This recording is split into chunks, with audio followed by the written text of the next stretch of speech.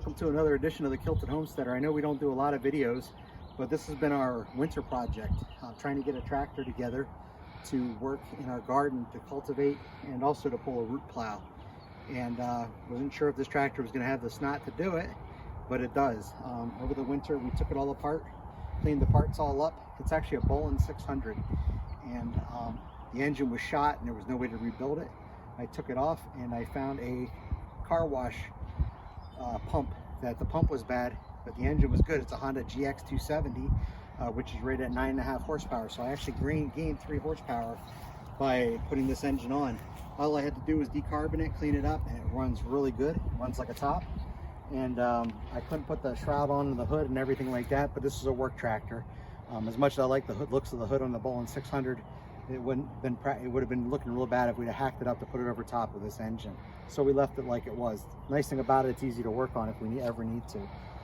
On the back we have a Bolens sleeve hitch that's put on the back, and this implement here is made by a company called Aldo, I hope I say it right, Aldo Biagioli, and I got it off a company named Earth Tools. They're based out of Owenson, Kentucky. They were worked well with me over the phone. I wasn't sure if this implement that's geared for their walk behind tractors would work on my Bolens sleeve hitch. They gave me some measurements. It turned out it did, except for one thing. There's a piece that goes above and below than the sleeve hitch that's 3.5 inches wide on the sleeve, on your standard sleeve hitch. I had to cut a 1/4 inch off the bottom for this hitch tool carrier to fit over top of it. And then also to keep it from swinging side to side, ironically I put grade 5 bolts in here, and they drill in through here and they keep the hitch from moving back and forth on either side. And I can always loosen them up if I want some give and flex in the hitch. This is their 34-inch implement, and I have 4 7-inch sweeps on it for cultivating. The width of the tractor is 31 inches wide. The toolbar is 34 inches wide. My rows will be roughly 36 inches apart.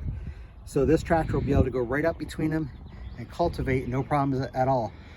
You can see in the video we're going to show you, we did the garden. It doesn't look great. This is me first time learning it, how to work this machine, but we're able to knock all the grass up with ease. The tractor did not struggle one bit with traction. I have a walk behind tractor, a BCS 749 you guys have seen in some of my other videos, and that machine's an awesome machine. It does really well with tilling, but when it comes to pulling and traction for something like a tool like this, it really struggles, and it doesn't have, it tends to spin out and you have to put a lot of weight on it, and they kind of get very hard to work with at times. This using this as a sleeve hitch along with my BCS is going to make gardening so much easier. I don't have my root plow yet, but I don't think there's going to be any problem putting the root plow on and pushing up potatoes with it. It'll be a lot easier than hand digging all our potatoes. I think if based on the 36-inch or 31-inch spacing for the potatoes, I'll probably be able to squeeze 9 rows of potatoes in this garden if we're lucky enough to get a second crop in the garden this year. We'll see how the weather holds out.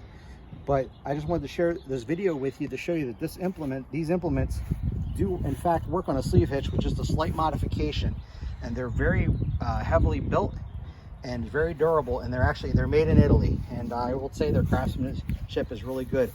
This same toolbar, these pieces can come off here, and this same toolbar can put disc hillers and furrowers on there to kind of cut a V for planting potatoes. And then also the discs will up, you can set them up so that they roll and hill your potatoes for you too. So it'll be a lot easier. The only thing is you got to make sure you hill your potatoes before they get too tall, or your tractor will knock them over with this type of setup. So that's something I'll have to keep an eye at. But I'm really excited how this worked and how this turned out today. And my oldest son and my youngest have both been a big help over the winter getting this project all together and getting it painted and set up. And I was really nervous how today was going to turn out, but I'm really happy with how this implement worked. So enjoy the video, and thank you for tuning in to another edition of the Kilted Homesteader.